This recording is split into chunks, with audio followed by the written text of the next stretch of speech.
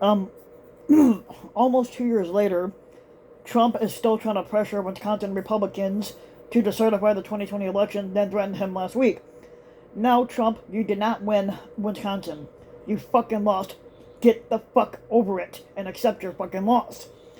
Now, former squatter Donald Trump is still waging his campaign to reverse his 2020 election loss more than almost 2 years later, issuing a thinly veiled threat to top Wisconsin Repug, who rebuffed his request to decertify the state's results. Now, the Wisconsin Assembly Speaker Robin Boss told WISN TV that Trump had pressured him on a call last week to somehow decertify the state's results after the state Supreme Court restricted the use of ballot drop boxes. The court ruling banned the future use of most drop boxes that the case had nothing to do with in the last election, and then left open the door for lawmakers to pass legislation codifying the use of drop boxes.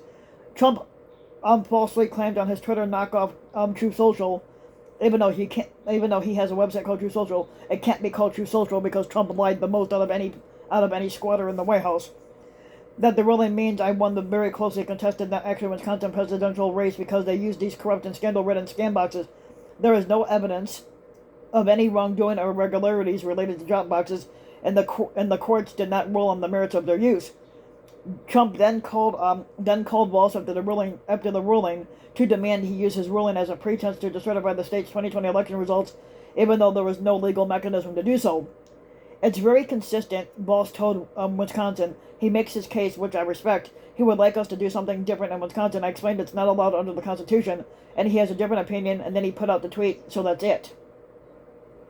Trump, after the call, lashed out at Walsh on his pathetic True Social website.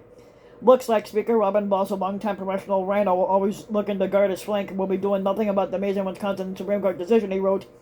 What a waste of brilliant and courageous decision by Wisconsin's highest court. The Democrats would like to sincerely thank Robin and all of his fellow rhinos for letting them get away with murder. That's not the case, but Walsh explained that the ruling had nothing to do with Trump's election loss. The court case, as you read it, does not go back and say what happened in 2020 was illegal. It just says going forward it just can't happen, he told the outlet. I think we all know Donald Trump is Donald Trump. There's very little we can do to control or predict what he will do. Trump on Tuesday went further, seemingly threatening to back Walsh's Republican primary challenger Adam Steen unless he cedes to his demands. So what's Speaker Robin Walsh doing on the Great Wisconsin Supreme Court ruling declaring hundreds of thousands of drop boxes to be illegal? He wrote, "This is not a time for him to hide, but a time to act. I don't know his opponent in the upcoming primary, but basically he felt certain that he would do well. As Speaker Walsh doesn't move with gusto. Robin, don't let the voters of Wisconsin down." He hasn't let the voters down. Boss has pushed debunked conspiracy theories that there was widespread election fraud in the election amid pressure from the far right activists. And last year he ordered a taxpayer-funded investigation into the election that has turned up no evidence of widespread fraud at all. That clearly has not pacified Trump or his sycophantic inbreds. Trump last year accused Walsh of working hard to cover up election corruption because he refused to do a so-called forensic audit of the election like the failed audit in Arizona's Maricopa County. Walsh said at the time that Trump was misinformed, which he still is.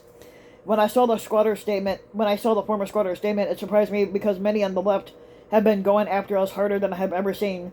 Because in Wisconsin we have hired investigators, we have passed legislation, and we are doing a forensic audit already, he told the Milwaukee Journal Sentinel.